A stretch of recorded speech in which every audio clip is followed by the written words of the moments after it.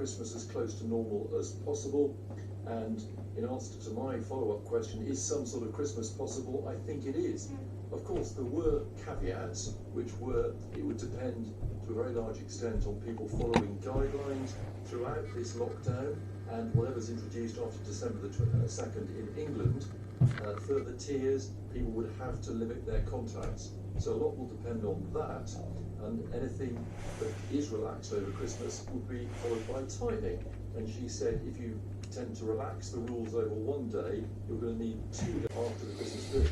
Do you want that light left on, or shall I turn it off? Yeah, you can leave it on if you want. This was a government decision. Ministers would have to. Or do you want it off? Oh, dearest. Not in ours, Pop. Today, and you heard in Dominic's piece from a senior official that they're trying, if possible, to allow some form of household mixing over Christmas. It's all now kissing lockdown. The spending watchdog says ministers set aside normal standards of transparency as they scramble to secure supplies of personal protective equipment at the start of the coronavirus crisis. The National Audit Office says firms recommended by MPs and peers were given priority in contracts. Andy Verity reports. From the start of the pandemic to the end of July, government contracts worth £18 billion were awarded at high speed using emergency rules to bypass the start of the coronavirus process. Most of the contracts were to supplies of personal protective equipment. The Independent National Audit Office said even in an emergency, it remained essential to public trust for the government to document why it had chosen a particular supplier and how it had managed any potential conflicts of interest. In a sample of 20 cases, we found repeated failures to do so. Clearly, people have to move at great speed. Everyone agrees with that. But we don't accept that it's not possible simultaneously to be clearly documenting the reasons for each contract award, and then to be putting that in the public domain in line with government's own rules. And those two things didn't happen consistently. Yes, Salma. Taking questions Yes, virtually Salma. in isolation in Downing Street, the Prime Minister was challenged on the report's findings. Can the Prime Minister give a cast-iron assurance that from now on, all contracts will be subject to proper process with full transparency and accountability? At the time, he bashed the government for not moving fast enough. It's absolutely absurd that he's going to tack in hindsight once again trying to score political points by attacking us for moving too fast. I'm proud of what we did to secure huge quantities of PPE during a pandemic. Any government would do the same. In one example of highlighting government anyway, a contract was awarded to the focus group organiser Public First, whose owners previously worked for the Cabinet Office Minister Michael Gove and alongside Boris Johnson's then top advisor Dominic Cummings. Yet the Cabinet Office failed to document any consideration of any potential conflicts of interest. By not keeping records, by not being transparent about when those contracts were awarded, what they were doing, it lays the government open to these accusations, whether they're true or not. And certainly this weird VIP route through where certain companies got a closer look because they were recommended by MPs, peers, parties. This is not something MPs wanted, and yet it's happened. Public First said it was hired on a pay-as-you-go arrangement that people could be fired if it didn't perform well. Michael Gove's office pointed out the NAO found no evidence of ministers' involvement in procurement decisions. The Cabinet Office said it welcomed the NAO's scrutiny and its recommendations for improvement. Andy Verity, BBC News. New cars and vans powered wholly by petrol and diesel will be banned in the UK from 2030. That's just one of the announcements made by the Prime Minister as part of his 10-point plan to create jobs and address climate change. Among other measures in his so-called Green Revolution, greater investment in electric cars, including expanding charging infrastructure and extending grants to make vehicles cheaper. Plans too to quadruple the amount of offshore wind power, enough to provide energy to every home in the UK. Greater investment in nuclear energy with a focus on smaller scale nuclear plants, and measures to make homes and public buildings warmer and more energy efficient. While the plan has been welcomed by environmental groups, critics say the £4 billion allocated is far too small for the scale of the challenge. Some of the plans, they say, have already been announced. Our environment analyst, Roger Harrowin, reports. The end of an era for the petrol engine and its planet heating emissions. You'll still be able to drive an existing petrol or diesel car after 2030, but you won't be able to buy a new one. The future is electric. Some people fear the cost of electric vehicles, but perhaps there's no need to worry. For a period of 3 to 4 years, because of the massive savings in fuel cost of electric over petrol or diesel, the monthly cost of the vehicle is actually no greater. Certainly it's not cheaper, but it's not greater. Charging your electric car is a major issue. Finding one of these in some places is like finding a unicorn. The government is spending £1.3 billion to expand the charging network, but that is just over 1% of what it's spending on high-speed rail, HS2. Nuclear energy is getting public money, £500 million of it. The Prime Minister wants jobs at the giant Sizewell C plant in Suffolk. Small kit-style nuclear reactors being developed by Rolls-Royce will get subsidy too, even though there's no solution yet for nuclear waste. Offshore wind will play a key role, producing enough electricity to power every home by 2030. Ministers hope it will support up to 60,000 jobs. Cities in the northeast should benefit. The government wants them to become new technology hubs for making wind turbines and creating the clean fuel hydrogen. We absolutely back the ambition. We do need to see more detail on how we help businesses and households make this transition. But having this strategy is exactly what we need to see to help us on the road to a greener economy. New house building will have to play its part. From 2023, all homes will need to be built with so much insulation that they don't require a gas boiler. Heat pumps will enter people's lives. In Wales, a zero-carbon device extracts heat from seawater to warm a stately home. Tiny versions will heat millions of people's homes using warmth from the water or air or soil. The government will need to help with the cost. Together, the drive for zero carbon will transform society. I think in terms of making progress and resetting this agenda, it's an exciting day in terms of getting us back on the front foot. Is it enough? No, of course it's not enough, and we'll be looking next week to the Chancellor in terms of what's coming out of the spending review. As the new policies cut emissions, so the Prime Minister's road building plans will increase emissions. Critics say he should stop policies driving in the wrong direction and invest far more in putting the nation on track for a zero emissions future. Roger Harrigan, BBC News. Our business editor Simon Jack is here with me now. Is this a green revolution? Well, there's a lot in it, but I think it's probably better to think about this as a menu of options rather than a sort of prescriptive recipe for how to get to net zero. Some specific moves, the eye-catching one obviously on cars, the ban of petrol and diesel. That will mean we're getting a lot more sales of new. That's a very important point. Sales of new petrol and diesel. That means, but that's going to accelerate the sale of electric cars. You're going to need much more charging infrastructure, and all that means you're going to need gigantic amounts of low carbon electricity, and therefore, as Roger was saying, offshore wind, nuclear is seen as a way of getting there. But where there is consensus on this is about the amount. This is going to cost us hundreds of billions of pounds over the next 3 decades. And in the light of that, 4 billion in this, some people are saying there's not enough evidence that this is a revolution. We'll be paying for this one way or another through our bills, through our taxes, through buying new products. But one thing I think is different about this is that in the old days, they used to think green stuff equals cost at the Treasury. Now they think green stuff equals jobs, and the government are very keen to see this as not just an attempt to hit the climate target, but a way of creating employment in a post-COVID world. Simon, thank you very much.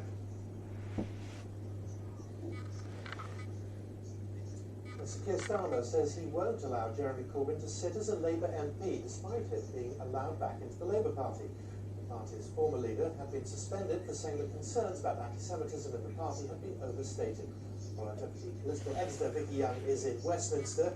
So, have things just got better or worse for Sir Keir Starmer? Well, this, of course, even follows that very damning report from the Equalities Watchdog, which said that Labour had acted unlawfully in the way that it dealt with anti-Semitism complaints under Jeremy Corbyn. I have to say, his reaction saying that political opponents had exaggerated it meant he was kicked out of the party as a member. He was though reinstated yesterday, but that is not the end of all of this. Sir Keir Starmer has made a big political decision today.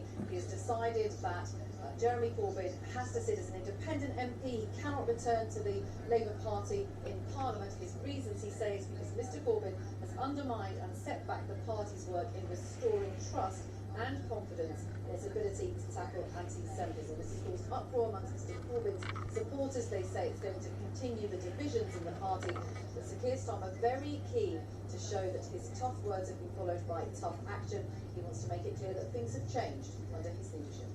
Vicky, thank you very much.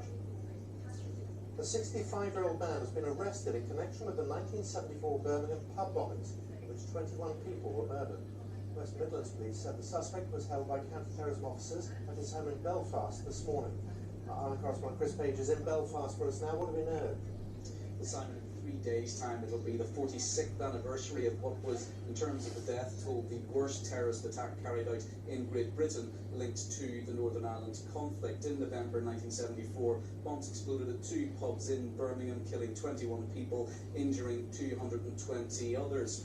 Now, in the last few years, there have been fresh inquests held into the murders. Families of those who were killed have been calling for a public inquiry. The IRA never said it was behind the bombings, but it's widely believed that that organisation did carry out the attacks. West Midlands Police have been carrying out an investigation, and as a result of that, today in Belfast, a 65-year-old man has been arrested. It's understood he was detained at his home in the south of the city, and he's now being questioned by detectives at a police station in the city centre under anti-terrorism legislation.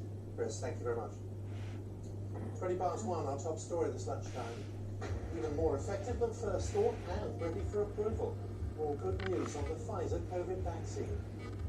Coming up, Sir Geoff Hurst calls for young children to be banned from heading footballs as evidence grows of a link with dementia.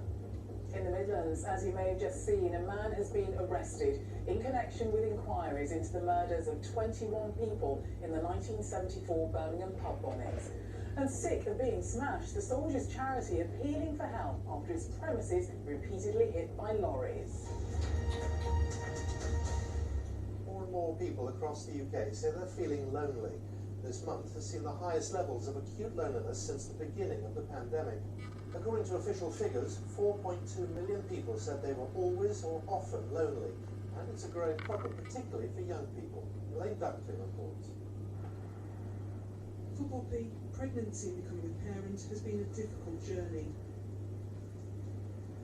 She's in Stockport, her family are nearly 300 miles away in Scotland. I just really miss my mum. I wish we could go and see her, and you know, I feel bad that she's missing out on so many things with our love. I think it's, you know, affected me being able to make friends, and you know, it sounds like it's not really a big deal, but it absolutely is. To have peer support is, you know, sometimes more important than, you know, having a GP on the end of the phone. It's so much more than just being able to go for a coffee with someone. It's, you know, it is everything. Elorm is a young carer. Her mum has sickle cell anemia. Shielding and extra responsibilities at home has added to the feeling of isolation. Any chance you can just click on that for me? The whole world's better than you. With college, I definitely still have to go in. It's just me being extra careful, and I'm just like, no, don't touch me. I want to be extra careful. You are outside with other people, but you're still isolated from them because you don't want to get too close in case you catch it and take it home. It could be dangerous. 21-year-old Jamie grew up in her grandfather Is it open up YouTube? She's worried that this year's Christmas gathering for care leavers will be What's it cancelled. saying? Last year we had a really nice sit Mike had free YouTube, a family affair. Just a big family just sitting down for Christmas dinner. 6 accounts per household. We don't want to do that. Does it say just go to the link? No. Let me cross that off. They are live chat. So have you just seen me get up? May not necessarily have Just families to go to. You just seen me get up in a Since second. lockdown began, young people have been the most likely age group to experience loneliness. Poppy has now helped to start a walking group for parents. Simple thing. It's quite like turn it on its side. But you know, seeing how much it means to some people. And is on just, there you should be able to can't really describe put your that finger on the feeling. picture. Jamie has now dropped Bottom, on no, just put your finger, just touch it. connected to her grandfather. And then on the bottom right hand corner there's like Whenever I'd talk like to a him square. about art stuff, it'd be always like, you take after me with that, which made me Triangle. Elon is determined to help others. She's part of a campaign called Lonely, Not Alone. Today I'm wearing my yellow socks. Oh, okay. We chose yellow socks as our symbol, and it just brings me so much joy. Makes me like a random person in the bus wearing yellow socks. Yes, That would clean make me enough. feel more like you're definitely. That's coming off a webcam plugged directly into that thing. Well, that's clean enough. Blaine Dunkley with that report. And if you're affected by any of the issues raised, go to bbc.co.uk/actionline and find details of organisations which offer advice. But considering I paid fucking less than a quarter England's of the price hat-trick of the hero in the 1966 World Cup final, Sir Geoff Hurst, has called for young children to be banned from heading football. The reason being, EpiFan don't make that box anymore. 5 members of the World Cup winning team Oh, have been right. diagnosed, But it's, I didn't buy it from EpiFan, I bought it off somebody who got 2 of them. Yeah. Mastery of the header brought joy to English football fans in 1966. But that's literally just a webcam plugged into it. It's been quite emotional for me to bring it all back, losing my teammates. We met every year for many years in our reunion, so it's been quite tough. After Sir Bobby Charlton's diagnosis was confirmed recently, it meant 5 of the 66th World Cup winning squad have suffered with dementia. Nobby Stiles was buried just last week. A study last year found footballers were 3.5 times more likely to have the disease, and Hurst thinks training sessions are a big part of the reason. We had a ball hanging from the ceiling in the gym. You'd spend half an hour, 45 minutes practicing heading a ball, swinging from the ceiling. We play head tennis in the gym, and then you get onto the field and you practice what we were well known for at West Ham, of course, was the near post crosses, near post headers. Former Premier League player Chris Sutton agrees. His father was also a player and is now suffering with dementia. He's calling for a 7-step plan in football to reduce the risk, including limiting heading practice and the players uniquely funded to provide training help. Not enough is being done, and the players of Nobby Stiles' generation aren't getting looked after well enough. It's as simple as that, because it's not just the dementia sufferer, it's actually the effect that has on the families. The research so far is compelling but not yet conclusive. The Players' Union says it's setting up a task force and is hoping to fund more studies into the links between players and concussion with dementia. This is no longer seen as just an issue for players of the past. The US aviation regulator has lifted its order banning the Boeing 737 MAX from flying with passengers on board. The aircraft was grounded by regulators around the world in March after one of the aircraft crashed shortly after taking off from Ethiopian capital Addis Ababa. They had previously been involved in a crash in November 2018 when one belonging to Indonesia carrier Lion Air crashed into the Java Sea. England's cricketers will visit Pakistan next year for the first time since a gun attack on the Sri Lankan team in 2009.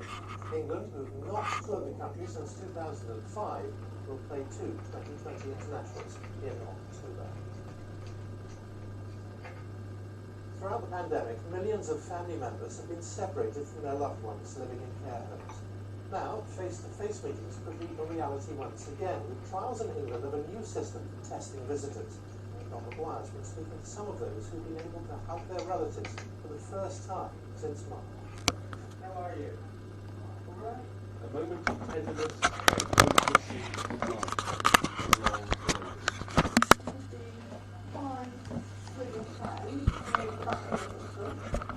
Somerville is one of around 20 homes involved in the pilot across Cornwall, Devon and Hampshire. Peter Williams is the first to visit his mum Sheila. He undergoes the lateral flow test. For half an hour, given the all-clear to enter the home, and crucially, he is to touch his mother once again. To go in and hold her hand and reassure her and give her the love not only for me but for my sister Sue and her grandchildren and great-grandchildren. That would be brilliant. I'm going to be on the leave for that. Good. There's no age limit to a mother's pride.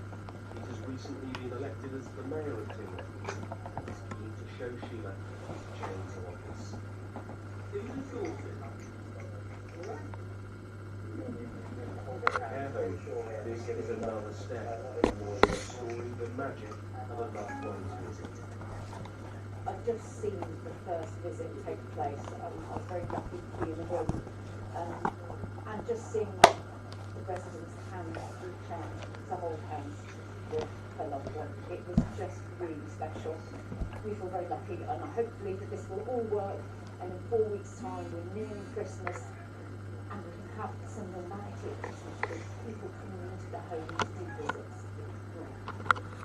Even half obscured by a mask, you can see the joy these rapid tests are bringing already. Oh, she's beaming with delight up there. Absolutely loved it. She always loved it when people come to see her. But to actually communicate with her other than through a screen or her being asked to come into the garden, be a see in her own room. Absolutely great. Relaxed, chill. She's loving it up there. The Department of Health says it's aware of some delays, but all but one home now have their kits to allow the trial to start fully, with the objective to see testing in all homes by Christmas. If successful, it will be another vital step in bringing families so cruelly kept apart by this pandemic back together, back in each other's arms once more. John McGuire, BBC News, Devon. For many years, the sovereign British territory of South Georgia was at the heart of the global whaling industry. Now, it's a very different story. Whales have returned, and the island is being seen as a beacon of hope for worldwide conservation. A major new piece of art has just been commissioned to help tell the amazing story. Science correspondent Victoria Gill reports. Wild, forbidding, beautiful. The rugged coastline of South Georgia now teems with wildlife. But it has a dark past.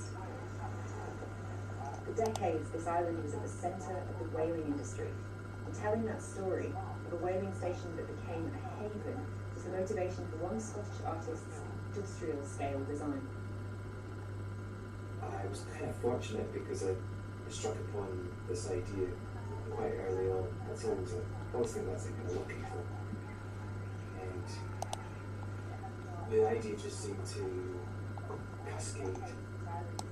Inspired by the rivets that held together whaling ships and the barnacles that cling to the whales themselves, Michael Visocci's idea is called Commensalis, the spirit tables of South Georgia.